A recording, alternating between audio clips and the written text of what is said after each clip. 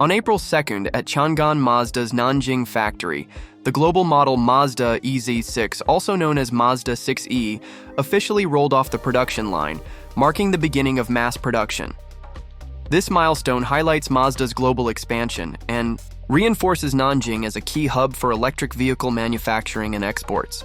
The factory will supply Mazda 6E models to Europe, Southeast Asia, and beyond, showcasing China's advanced manufacturing capabilities. The Nanjing plant is Mazda's only new energy production base in China and is one of the company's most advanced global facilities. It features highly automated stamping, welding, painting, and assembly lines, combined with a cutting-edge digital quality inspection system. By integrating top-tier suppliers like Bosch and CATL, the factory ensures world-class standards in battery technology, smart connectivity, and vehicle safety.